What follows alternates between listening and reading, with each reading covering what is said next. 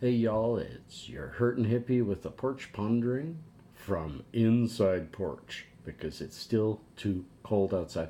-12, big wind, so it's even kind of cold in the house here today. New house, trying to figure out how to make it warm during the winter properly. What's going on today? Well, you didn't hear from me yesterday because yesterday, first of all, was my son's big birthday party. We went to Laser City and we had 10 kids and 3 or 4 adults, and really a good time playing laser tag, having if you check my Google out, the birthday cake that his mom made was out of this world, fantastic, artistic, and beautiful. Hated to eat it, although it was yummy too. Um, a really good day all the way till about 3:30, 4 o'clock.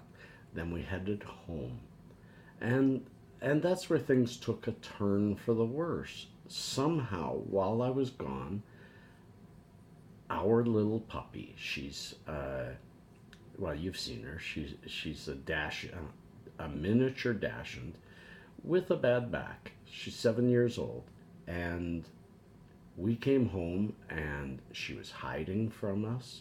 There was poop and even diarrhea.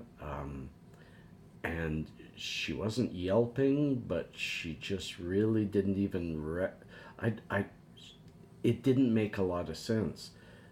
She somehow fell. Long story short, she somehow fell somewhere in our house and hurt her back. We can tell it's either ribs or back, but uh, when we took her immediately to a veterinary hospital, and they triaged and got us in right away. And they really gave us two alternatives. Either she's got a hurt nerve and some really careful management of her over the next week with anti-inflammatories and with uh, pain medication, which just those two medications cost me just over $200, uh, that maybe she'll get better. They said they did feel that it was spinal damage, that she caused some spinal cord or spine damage or neurological. For a while there, she looked like she was really spacey and looking in the distance and not recognizing people, so worried about something like a stroke or something. And they really wanted to do an MRI, but they said you really got two choices. Be prepared for the MRI, which means slightly over $3,000 for the MRI. Uh, then there's the doctor's time, another thousand, and then there's the hospital time to keep watching her and keep her medicated, and that's easily another thousand. So she said, if you cannot afford to at least $5,000, well, you're going to have to try this way, or maybe it's the end for this puppy. And that has ate me all night long. That really rode me. My young boy Pasha has been so strong and so. Kids have such a wonderful outlook for the future and just kept telling us, don't worry, she'll be okay. He cried less than the two Gords did. For sure, he cried. He was scared, but he stayed strong. Uh, Now, fast forward to this morning. Yesterday, they gave her a shot, and it must have been a big one of morphine. She's a little dog. She was asleep before we got home, and she basically slept most of the night. She didn't recognize us. The few times we'd wake her up to give her medicine, she was very listless and wouldn't even drink water. We were putting water in her mouth by a syringe. This morning, she actually walked. Yesterday, when she would try to walk, her tail would be stuck really hard under her legs, and you could tell she was just in awful, awful pain. Today, yes, her right side legs fall under her a little bit, depending on how she uses them, but she can use them. And when we put her water beside her, she drank.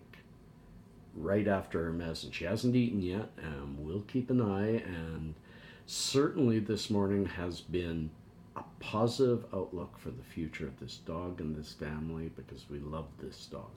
So why am I sharing this with you? What's this got to do with my medical community and all that? Well, she is a CBD dog, and I did have to have a little.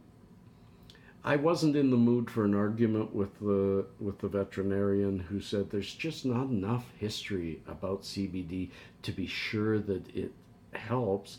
In fact, it could cause exactly what's happening to her. And I really wanted to say, you shouldn't be speaking out of the corner of your mouth.